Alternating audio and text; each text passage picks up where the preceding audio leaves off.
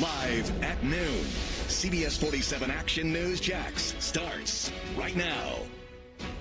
New at noon, this man is now facing charges accused of killing 4 children in a crash at the Florida-Georgia line. It took more than a year to make an arrest. Good afternoon, everyone. I'm Phil Amato. And welcome. I'm Dawn Lopez. Now, Action News Jax first told you about the crash in July of last year. Action News Jax Emily Turner is here in the studio with us with new details. And Emily, investigators say the driver came nearly to a complete stop on I-95. Yeah, the last thing you want to do on a highway, right? According to an arrest report, the car was in Nassau County at the Florida-Georgia border headed south on 95 when Marvin Redondo Funes slowed to, quote, 1 to 2 miles an hour on the highway. State troopers tell Action News Jax the car slowed so the passenger could take a picture of the sign.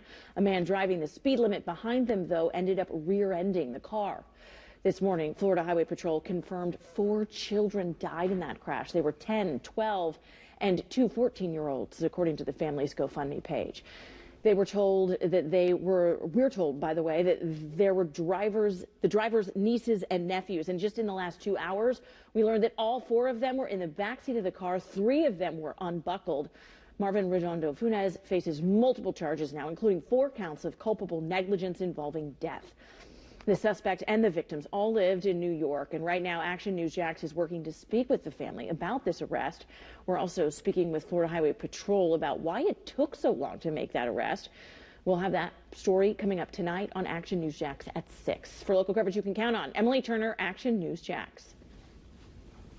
A man accused of killing his father is expected to make his first appearance before a judge today. Jacksonville Sheriff's Office arrested Gary Bartlett Jr. in the Deer Cove neighborhood yesterday. He's accused of shooting his father. Police say they found Gary Bartlett Sr. shot several times around 8 a.m. in a home on Fawn Lake Drive. So far, no motive has been announced. A new 52-acre Walmart supercenter is coming to St. Johns County, but it's a big concern for families in the World Golf Village area because of traffic, which can already get congested. Certainly. Action News Jax Logan McDonald is live now from the World Golf Village. And Logan, this comes right after thousands went to the World Commerce Center there for the Bass Pro Shop grand opening last night. And Phil, now with that Walmart Supercenter set to be added just a mile or so down the road here on International Golf Parkway, there are concerns among St. Johns County neighbors that it could just add to traffic headaches. St. Johns County is one of Northeast Florida's fastest growing counties, with World Golf Village the center of much of that boom. However, some neighbors will tell you the growth comes with a heavy price. There's people that don't even live in this area that already talk bad about how bad it is driving here.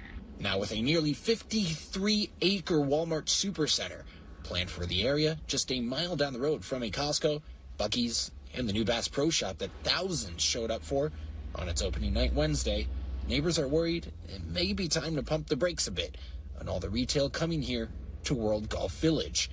Though some say a new Walmart nearby does have both its pros and cons. You know, my wife loves it. You know, it's closer for her, it's closer, but at the same time, you're going to pay the price for the traffic and the congestion here. While permitting details for the new Walmart do include plans for 2 new turn lanes on International Golf Parkway and 3 new turn lanes on a future St. John's Parkway extension, Cindy Chan says she feels more still needs to be done. That light getting out of there is also very short. It can't accommodate for the traffic of Costco, can't accommodate for the traffic of Buc-ee's, and then if you add the Bass Pro in, it can't accommodate for that either.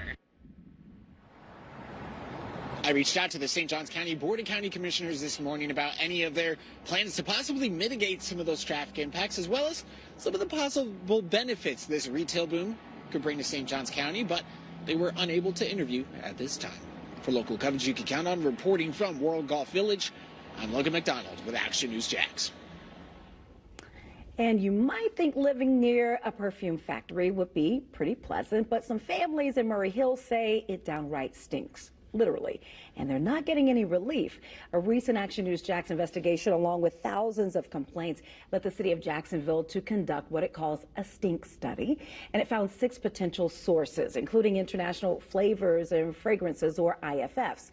Now, even after the company signed a compliance plan in 2022, complaints kept rolling in. IFF hasn't been cited since the study because of this plan. The city spokesperson tells us that the company cannot be cited while it's in effect. Action News Jax reached out to IFF several times. So far, we haven't heard back. New at noon, new video of the fire at a local recycling center shows no smoke and no flames. Action News Jax has reached out to Jacksonville Fire and Rescue to learn if this fire is now completely out. Sources tell Action News Jax the tire fire at Atlantic Can was caused by a piece of machinery. We first told you about that fire Tuesday morning. A member of Jacksonville City Council is proposing raising garbage fees as the city is tens of millions of dollars in the red. Matt Carlucci says the city borrowed about $90 million out of its general fund over the past 14 years. It was to make up the difference between what the garbage collection costs and what people pay.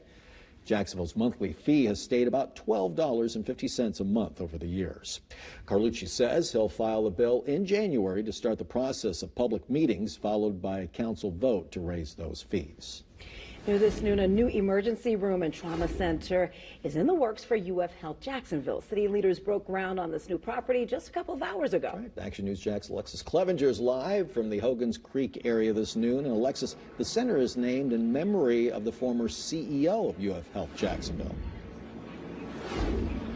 Phil Don Dr. Haley Jr. died in a jet ski crash in South Florida in 2021. His passion for healthcare and dedication to the community here in Northeast Florida were crucial for this project. Now, this is where that new center is going to be. Construction expected to start in a couple months. I want to show you some video we have from earlier today of UF Health and city leaders breaking ground on the project, which the state is providing $80 million for, and the city is giving more than $20 million. Currently at UF Health Jacksonville, there are 78 emergency and trauma rooms. Now, once the new center is completed, there will be 125.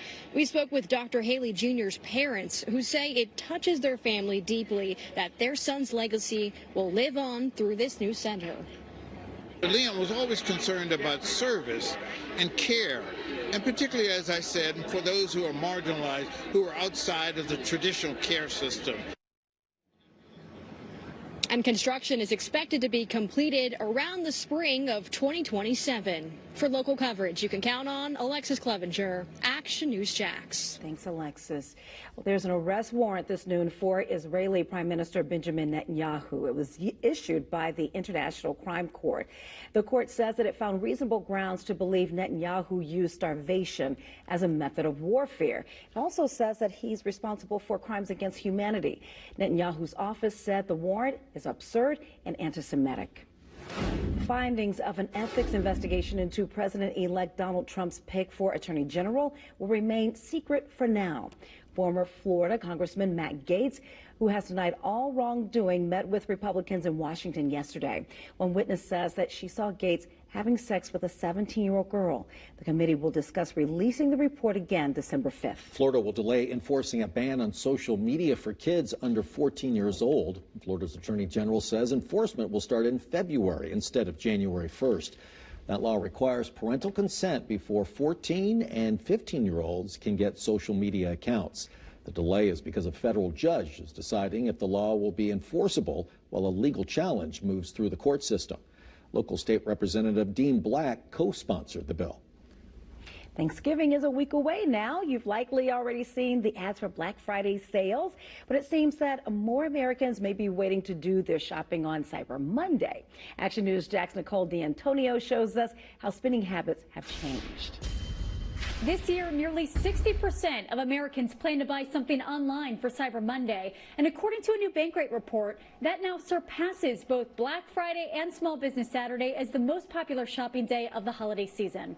Now, surprisingly, only 23% of Americans anticipate doing most of their shopping in person. Researchers say 35% of Americans say that inflation is changing the way they shop this holiday season, and 30% say they're stressed about the cost of holiday shopping. This comes as many small businesses face an uphill battle this holiday season. Experts say rising costs have put a financial strain on many business owners, so they're hoping for strong holiday sales. In order to attract more customers, many small businesses are trying to differentiate themselves with things like unique gift ideas and better quality items. Now, researchers say there are several factors contributing to the change in spending habits. That includes the fact that many people are already experiencing record credit card debt. For coverage you can count on in Washington, I'm Nicole D'Antonio, Action News Jax. New at noon, a woman is in a coma after saving a child from drowning in Ponte Vedra Beach. Golfer Brian Harmon said his family friend, Kathy Dowdy, was badly injured trying to save his son in October. He was dragged out to sea by a rip current. Another man jumped in and saved him after she was hurt. Harmon said she's been in a coma for about 6 weeks now, and her GoFundMe page says she does have some brain damage. From the Action News Jax First Alert Weather Center, I'm meteorologist Corey Sima. Temperatures are much cooler today compared to yesterday by some 20 degrees. We're in the upper 50s and low 60s, and we bottom out tonight. I'm going to show you how long our mornings stay in the 30s and 40s next. Before you reach for the thermostat to knock the chill off those chilly temperatures in the house that Corey's going to be talking about, we're going to show you how to save energy and keep warm in your house. Plus, Clay County wants to change the boundaries of schools. We'll tell you why and the schools it would impact.